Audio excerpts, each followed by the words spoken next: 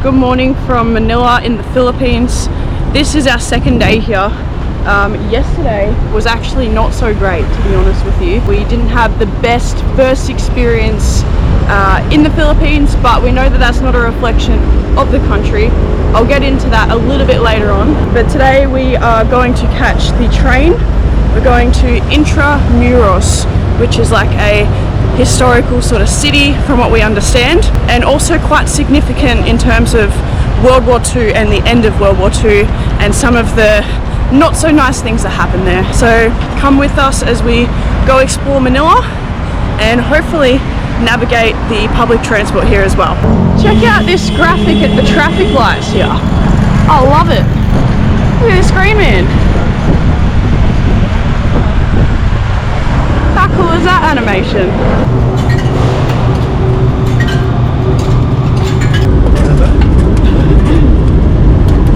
Check that out. Yeah. Wow. Well, that's been easy to navigate. I really like how in the Philippines, like, everything is in English. It makes it so much easier.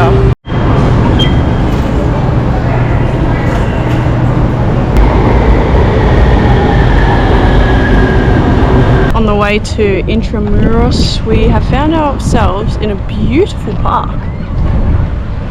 It is stunning, it is so clean.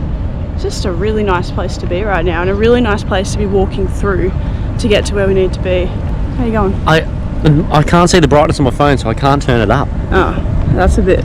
Yeah, it's a bit of inconvenience. Bit of an issue. Yeah, Would you like to see the solution I came up with to find the brightness of the phone? I just grabbed Michael's phone and I went like this and put the phone in like this. Found the brightness, turned it up. Just got to think more, Michael. Just think. You know, if only I had just used my t-shirt like every sane person would, then I would have resolved the issue, but you know, I'm just not that smart. So cute. It's just like so zoned out as well. Zonked out from its good nap. Very, very cute. Well, looks like we've made it to Intramuros. So now we just got to go in and check it all out. Apparently it's a big city. We've been stopped by a few tuk-tuk drivers and maybe like local guides that want to sell us their service, and they're saying it is quite big, but we're happy to walk around and discover it for ourselves. We're at our first stop, which is St. Augustine Church, which is this one right here. Looks beautiful.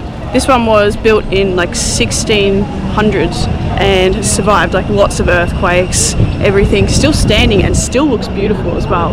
Also recognised as a UNESCO World Heritage Site. You can see up the top there as well, it's got the bell tower.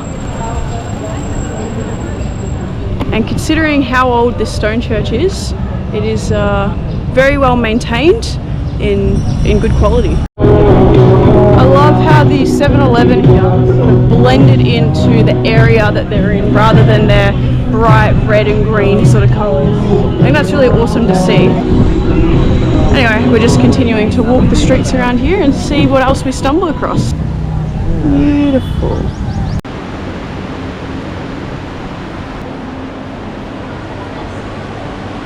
Those previous clips were from the cathedral that we just visited. It was beautiful in there. The stained windows, incredible. It's just so much design has gone into that. It's so intricate. It was awesome. We're now on our way to check out Fort Santiago, which is just over here somewhere. Not too far away from the cathedral we were just at, maybe just one block. So keen to check it out. Apparently there's a lot of information when you go in there. So looking forward to learning more about it as well.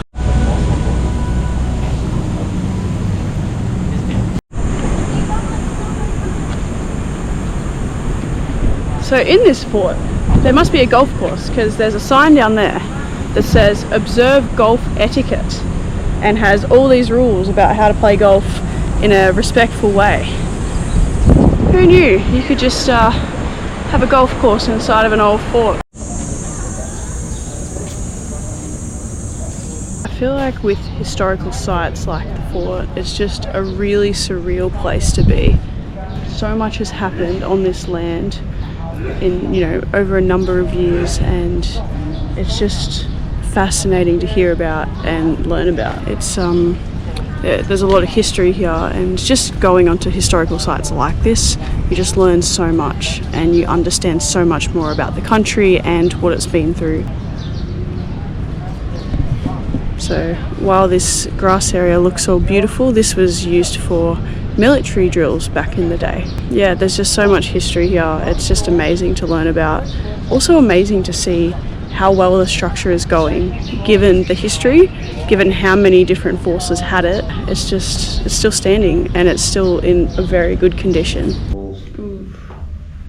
We're in the dungeons now, in the fort, and it's a very sad place to be.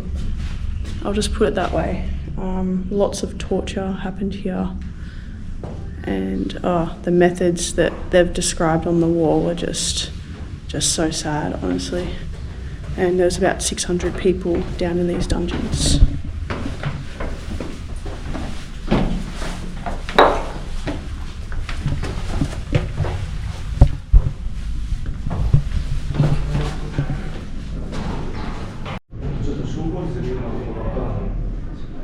Just flattened.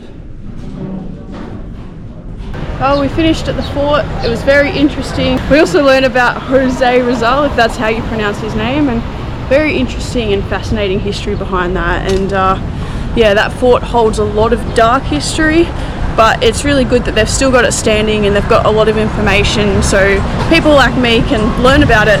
Now we're going to head back probably towards the direction of our hotel and see what we get up to for the rest of the day. We were just thinking about how affordable the train is.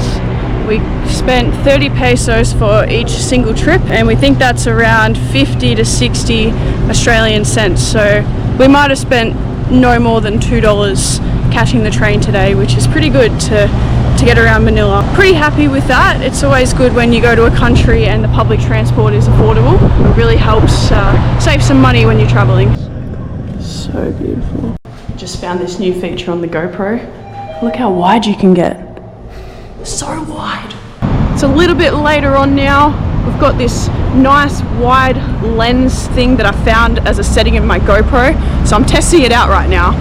But we are heading to the Mall of Asia for dinner.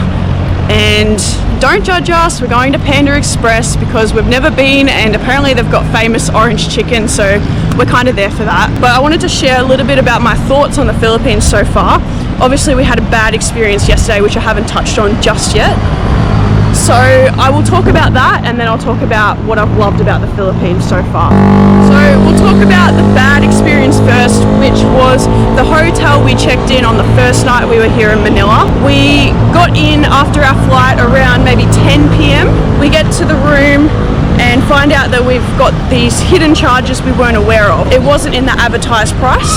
Some of it was taxes, it was like a 12% tax. The other one, we're not really sure what it was, but it made our hotel room from the advertised price to what we paid pretty much double. So that was like sort of like the first red flag. We stayed the night, but we noticed there was a lot of mold in there, and just like, given that that's not a very good thing for you to be breathing in, we didn't feel comfortable. We spoke to the hotel people and they didn't want to refund us at all. So we spent about 2 hours arguing with them, saying that we do not want to stay there. Now our standards for a room, it's not really that high.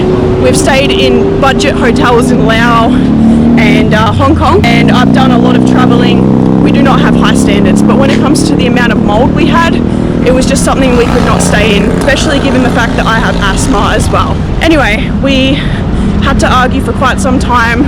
We didn't get a full refund. We had a little bit of a loss as well. The hotel staff were quite rude and not really helping, and they were trying to imply, because we had the extra hidden charges, which we questioned. We were very respectful the night before when we questioned the hidden charges. They were trying to say that that was the reason we were leaving. That was not the reason. I offered them medical evidence in terms of my asthma and respiratory issues. They didn't want it. It became a whole ordeal. Finally, in the end, we just decided to take a partial refund and get out of there and book somewhere else. And we're much happier. We're actually in the same area, pretty much in the same sort of apartment complex, just with no mold, which is really nice. The positives of the Philippines though is that everyone is so friendly here, super respectful and nice. I love how everyone speaks English as well. It's quite an affordable country and it's honestly beautiful. This is where we're walking right now and it's just a beautiful place to be. Did you have any thoughts on the Philippines? It's been great so far, you know.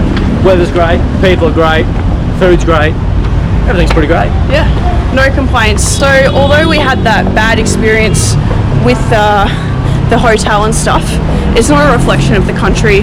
That could happen in Australia, in my home country too, so no real issues there. It's been good so far and we're happy that we've come to the Philippines regardless of the issue that happened on the first day we were here. Turns out Panda Express is really popular with the locals. This is the line right now. It's got to be good. If this is the line, I can understand the hype around it. We've got the Panda Express and we've brought it back to the hotel. It looks delicious. I'm gonna dig into this and then I'll let you know what it's like.